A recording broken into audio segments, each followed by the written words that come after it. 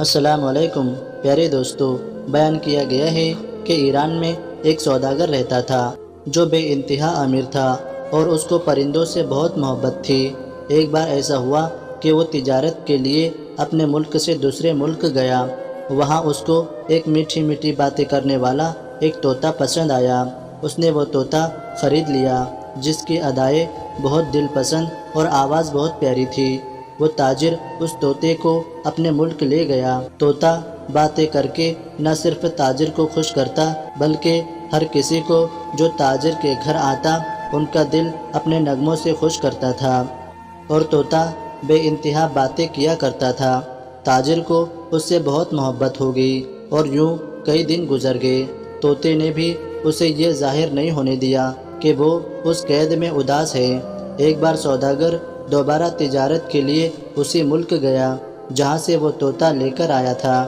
جانے سے پہلے اپنے گھر والوں اور غلاموں سے پوچھا کہ وہ ان کے لیے وہاں سے کیا لے کر آئے۔ ہر ایک نے اپنی اپنی پسند بتائی۔ طوطے سے کہا، میاں مٹھو تو بھی بتا تیرے لیے کیا لے کر آؤں، تیری کیا فرمائش ہے؟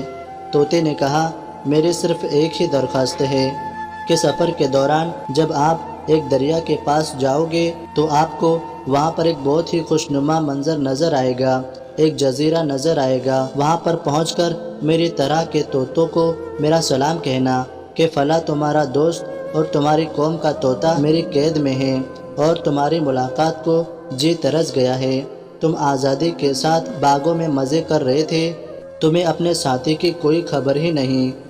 کہ اسی کا نام دوستوں کی وفا ہے کہ میں پنجرے میں پڑا ہوں، تم سے دور ہوں اور تم باغوں میں عیش و عشرت کی زندگی گزار رہے ہو۔ طوطے نے آگے کہلوایا کہ ان سے کہنا کہ وہ اپنی آزادی کے بارے میں مشورہ طلب کرتا ہے، ورنہ یہ بھی ممکن ہے کہ تمہاری ملاقات کی حسرت لیے اس دنیا سے رخصت ہو جائے گا۔ سوداگر اس کی بات کو تو نہیں سمجھا، لیکن اس نے وعدہ کر لیا کہ طوطے کا یہ پیغام اس کے دوستوں تک پہنچا دے گا۔ وہ طوطا تاجر کو جاتا ہوا دیکھتا رہا۔ سوداگر سفر کرتا ہوا جب اس ملک پہنچا اور اپنے طوطے کے بتائے ہوئے خوبصورت حصے سے گزرنے لگا تو وہاں سے طوطوں کے بولنے کی آواز آئی۔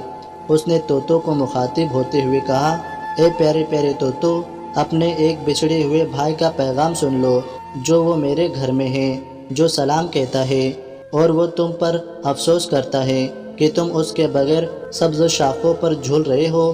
اس طرح سے جھولنا تمہیں کس طرح سے بھاتا ہے؟ کوئی اس کی ملاقات کی فکر کرو، وہ تمہارے بغیر بہت اداس ہے۔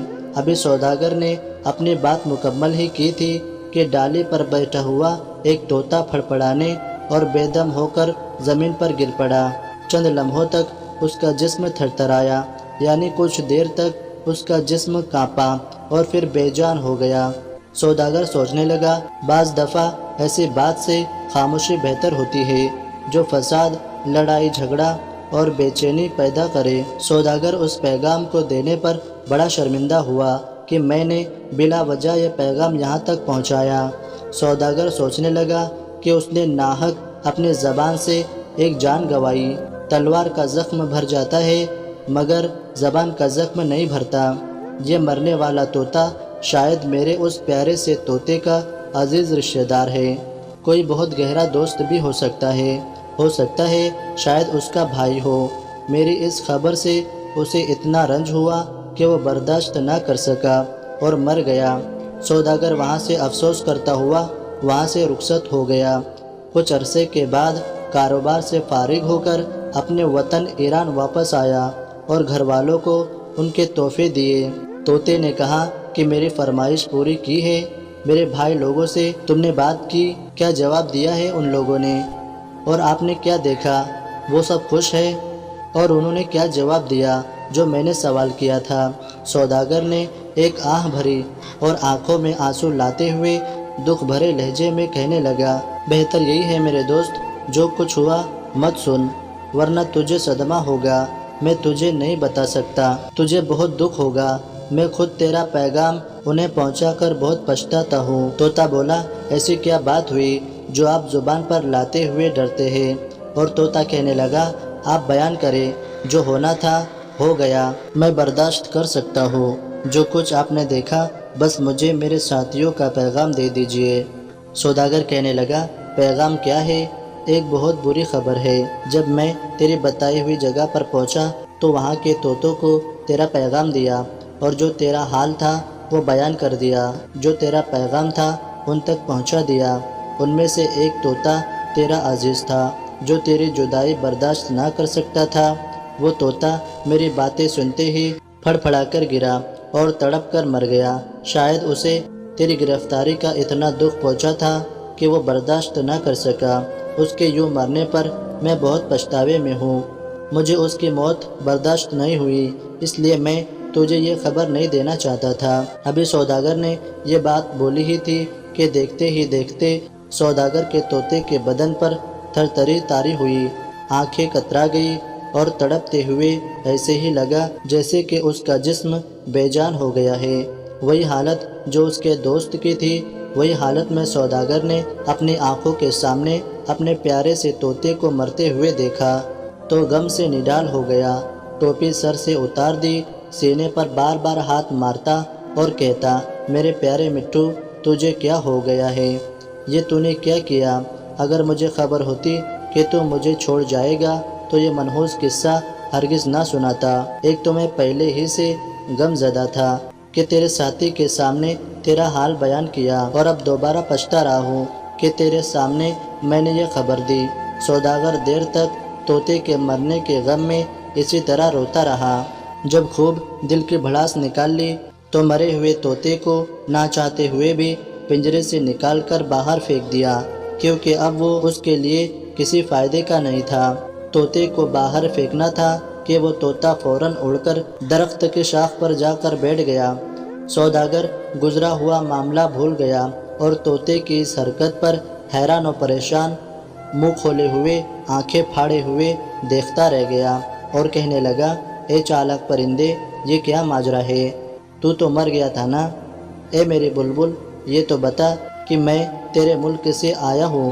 تیرے دوست نے تجھے کیا خفیہ پیغام دیا؟ تو نے پھر وہی حرکت کی جو اس نے کی تھی؟ طوطا بولا، میرے بھائی طوطے نے مجھے سبق دیا اور اپنے عمل سے بتایا کہ میں قید سے کس طرح رہائی پا سکتا ہوں۔ میں نے اس پیغام کو سمجھا اور اس پر عمل کیا۔ اس طوطے نے کہا کہ میرے دوست طوطے نے مجھے پیغام دیا کہ زندگی تو وہ ہے جو آزاد فضا میں جی جائے، قید میں زندگی نہیں گزاری جاتی، اور یہ تو وہی جانتا ہے جو قیدی ہو، جو کسی کی غلامی میں ہو، اور میرے دوست نے مجھے یہ بہت بہترین پیغام دیا۔ طوطا یہ کہہ کر اپنے اصلی وطن کی طرف اڑ چکا تھا۔ آخر کار وہ ایک دن اپنے ساتھیوں کے پاس پہنچ گیا۔ کس طرح ایک طوطے نے اپنے دوست کو پیغام دیا کہ آزادی کی فضا میں سانس لینے والے کتنی بے قدری کرتے ہیں۔ اگر جاننا چاہتے ہیں تو ملیے ان لوگوں سے جو قید میں ہیں، اپنی مرضی سے زندگی بھی نہیں گزار سکتے۔ دوستو، آج انسان بھی آزاد ہے لیکن وہ کتنی بے قدری کرتا ہے، بے قدری سے باز نہیں آتا۔ تاجر کو سبق مل گیا کہ ایک طوطا اس سے زیادہ چالاک تھا۔ قید میں رہ کر کیا خوشی پائی اور پنجرے میں رہ کر کیا خوشی پائی۔ دعا کرو کہ تم آزاد فضا میں سانس لو اور جن کو یہ فضا میسر ہے وہ قدر کرے اور اللہ تعالیٰ کی شکر گزاری کرے۔ اللہ تعالیٰ کا شکر بہت بڑی نعمت ہے، ہر حال میں اللہ تعالیٰ کا شکر ادا کرے۔ تو دوستو، آج کی اس ویڈیو میں بس اتنا ہی۔ یہ ویڈیو آپ کو پسند آئی ہوگی تو کمنٹ باکس میں ضرور کمنٹ کریں اور اس ویڈیو کو لائک ضرور کریں۔ ہم ملتے ہیں انشاءاللہ ایسی ایک کامیاب ویڈیو کے ساتھ۔ تب تک کے لیے اللہ حافظ۔